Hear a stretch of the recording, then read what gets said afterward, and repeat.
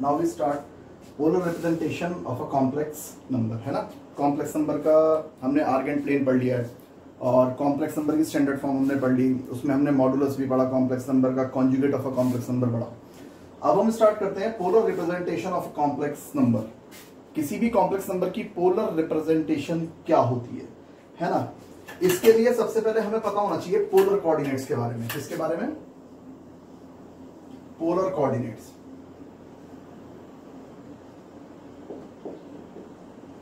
तो polar coordinates के बारे में हमें पता होना चाहिए। अब ये पोलर कोऑर्डिनेट्स क्या होते हैं, इसको समझने के लिए हमें कंसेप्ट को फॉलो करते हैं, तब हमें बहुत जल्दी क्लियर होगा ये पोलर कोऑर्डिनेट्स होते क्या है ना।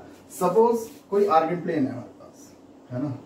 Let us have any Argand plane on x axis and y axis and say there is a point से 3, 3, है ना। समझा? बहुत ध्यान से समझना इस बात को, मैं क्या समझा रहा हूं आपको। तो इट मींस ये डिस्टेंस कितना हुआ 3 और ये डिस्टेंस भी कितना हुआ 3, ठीक है। तो ये ओरिजिन O, तो suppose P is any point से 3, 3, तो यहां से अगर मैं OP देखूं तो OP का मेजरमेंट क्या निकल के आएगा? It is a right angle triangle, तो पाइथागोरस अप्लाई करके easily we can obtain OP, है ना। तो 3 का स्क्वायर 9, ये भी 9, 18 और 18 का स्क्वायर रूट क्या हो जाएगा 3 रूट 2, तो ये हमारे पास OP आ जाएगा। तो इस केस में हमारे पास क्या था कि हमारे पास कोऑर्डिनेट्स थे और हमने उसको इजीली एक आर्गेंट प्लेन पे प्लॉट कर दिया, ठीक है। अब सपोज मैं आपसे दूसरे तरीके से यही पॉइंट्स प्लॉट कर रहा हूं, है ना। अब मैं थोड़ा मेथड चेंज कर रहा हूं, ठीक है, बहुत ध्यान से समझना इस मेथड को। सपोज मैंने अब आपसे कहा कि ये एक्स वाई प्लेन है, ठीक है, मैं इन्हीं पॉइंट्स को आपसे दोबारा प्लॉट कराऊंगा, ठीक है। मैंने आपसे कहा कि सपोज ये कोई एक्स वाई प्लेन आपके पास है, आर्गेंट प्लेन, है ना, आर्गेंट प्लेन है हमारे पास, और मैंने कहा इसमें एक रेडियस लो, और वो रेडियस लो आप कितनी 3 रूट 2, ठीक है, से r is equal to 3 root 2, यहां से लेके यहां तक एक रेडियस। और फिर मैंने कहा कि इसको एंटी क्लॉकवाइज डायरेक्शन में, इस तरीके से एंटी क्लॉकवाइज डायरेक्शन में 45 डिग्री के एंगल पर रोटेट करो। तो रोटेट करके हो सकता है वो यहां कहीं आ जाए, से P पॉइंट, है ना। तो ये हमारे पास कितना है 3 रूट 2, ठीक है। 3 रूट 2 रेडियस को मैंने इस तरीके से आपको 45 डिग्री एंगल पर रोटेट कराया, ठीक। तो अब ध्यान से देखो, मैंने यहां परपेंडिकुलर ड्रॉ करा, तो ये होगा x एक्सिस पर x और ये सामने y एक्सिस पर y। तो ध्यान से देखो, इसको ट्राइंगल की नेमिंग कर देते हैं OPB। तो इन ट्राइंगल OPB मुझे हाइपोटेनस पता है, तो मैं एक बार बेस निकालना चाह रहा हूं। तो बेस और हाइपोटेनस का रिलेशन cos थीटा में होता है। cos theta is equal to base, it means x, और हाइपोटेनस 3 रूट 2, ठीक है। और एंगल कितना है हमारे पास 45, ठीक है, is equal to x upon 3 root 2। तो यहां से अगर मैं x की वैल्यू देखूं तो कितनी आएगी 3 रूट 2 cos 45, 3 रूट 2 cos 45। या हम इसको ऐसे भी लिख सकते हैं, x is equal to r cos 45 लिख सकते हैं। भाई 3 रूट 2 क्या है, 3 रूट 2 तो हमारे पास r था, ठीक। इसी तरीके से अगर मैं इसी ट्राइंगल में साइन थीटा अप्लाई करता हूं तो साइन क्या हो जाएगा परपेंडिकुलर अपॉन हाइपोटेनस, तो परपेंडिकुलर y और हाइपोटेनस फिर से 3 रूट 2 और थीटा कितने डिग्री का है बेस एंगल 45। तो यहां से y की वैल्यू जो निकल के आएगी 3 रूट 2 साइन 45। तो यहां से y इज इक्वल टू, इसको लिख सकते हैं r साइन 45, r साइन 45, ठीक है। अब एक तो इस स्टेप को समझो, अगर मैं यहां cos 45 की वैल्यू लग दूं, कितनी, ये तो चल ही रहा है 3 रूट 2 और cos 45 होता है 1 बाय रूट 2। तो देखो रूट 2 से रूट 2 कैंसिल, x कितना आ गया 3, ठीक।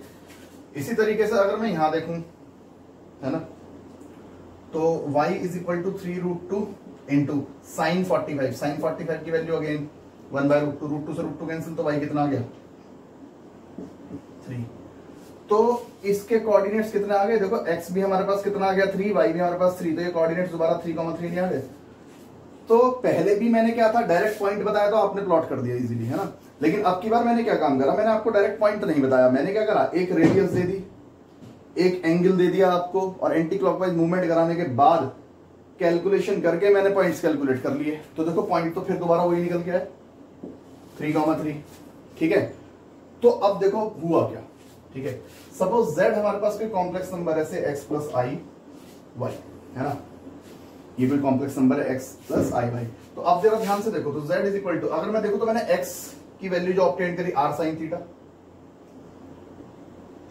x की value sorry r cos theta, यानी r cos 45, और i और y की वैल्यू कितनी थी मेरे पास, ये r साइन थीटा, यानी r साइन 45। तो z is equal to r, अगर मैं कॉमन निकाल दूं तो ब्रैकेट में क्या बचेगा, cos 45 प्लस i साइन 45, ठीक है। तो यहां तो मैंने एक मेंशन कर दिया था कि आपको कितना रोटेट करना है angle 45। Suppose if we have any angle से थीटा, है ना, और r की वैल्यू आपको दे रखी है, ये सिर्फ r के रोटेशन कराओ, तो इट मींस जनरल अगर मैं लूं तो थीटा ले सकता हूं इसे, इन जनरल जितना भी एंगल रोटेशन पे मांगेगा देख लेंगे वो तो ये जो फॉर्म होती है in terms of r and theta, in terms of r and theta, तो इसको कहते हैं पोलर फॉर्म। इसे हम क्या कहते हैं, पोलर फॉर्म, जो किसकी टर्म्स में रिप्रेजेंट की जाती है, r एंड थीटा की टर्म्स में है। और r and theta are polar coordinates, polar coordinates, इनको ही हम क्या कहते हैं, पोलर कोऑर्डिनेट्स कहते हैं। बात करी थी ना कि पोलर कोऑर्डिनेट्स क्या होते हैं। तो अगर suppose z is equal to x plus i y कोई कॉम्प्लेक्स नंबर है, तो हम इनडायरेक्ट वे में जब पॉइंट्स प्लॉट करते हैं तो उस केस में हमें r और थीटा की नीड पड़ती है, और ये r और थीटा ही हमारे पास क्या होते हैं, पोलर कोऑर्डिनेट्स, ठीक है। अच्छा एक चीज और देखो, ये जो आपके पास 3√2 आया था, 3√2 ये क्या आया था, r की तो वैल्यू थी। तो अगर मैं ध्यान से देखूं तो r ये पाइथागोरस थ्योरम से तो निकला था, a square plus b square, ये तो लगती है पाइथागोरस थ्योरम, ये तो करा था आपने 3 का स्क्वायर प्लस 3 का square. It means r is equal to, क्या ये मॉडुलस ऑफ z नहीं होता फॉर अ कॉम्प्लेक्स नंबर, बल्कि आप इसे a square plus b square में लिख के ऐसे पढ़ लो, x square plus y square, क्योंकि अभी हमने complex number x plus i y की फॉर्म में लिख रखा, ठीक है। तो ये क्या होता है, ये मॉडुलस ही तो होता है। तो r को ही हम क्या कहते हैं, मॉडुलस। तो देखो दो चीज होती हैं किसमें, पोलर फॉर्म में, क्या क्या होती है, एक तो होता है इसका मॉडुलस, मॉडुलस जो होता है, ठीक है, और मॉडुलस क्या होता है, मॉड ऑफ z, जिसे हम r से शो करते हैं। फिर एक इसमें होता है हमारे पास नंबर सेकंड आर्ग्यूमेंट, आर्ग्यूमेंट, या इसको हम आर्ग्यूमेंट के साथ एम्पलीट्यूड भी कहते हैं, एम्पलीट्यूड। और इसको किससे शो करते हैं, थीटा। तो इसको हम ऐसे भी लिख देते हैं a r g of theta, यानी आर्गुमेंट ऑफ थीटा नहीं लिख के, बल्कि ऐसे argument of a complex number z equal to theta. किसी कॉम्प्लेक्स नंबर का जो आर्गुमेंट होता है किससे शो करके दिखाते हैं उसको हम, थीटा से, ठीक, ये होता है।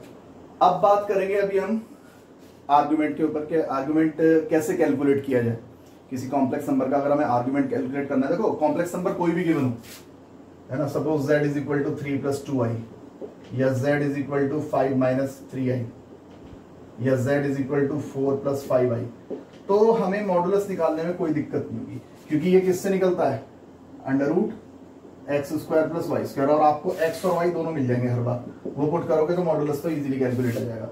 बात आती है कि हम थीटा कैसे कैलकुलेट करेंगे। थीटा का मतलब क्या हुआ, आर्गुमेंट कैसे, आप एम्पलीट्यूड कैसे कैलकुलेट करोगे किसी कॉम्प्लेक्स नंबर के लिए, ठीक है। तो यहां मैं अब आपको एम्पलीट्यूड कैलकुलेट करना सिखाऊंगा कि एम्पलीट्यूड कैसे कैलकुलेट करते हैं। तो before it pause the video and note it down.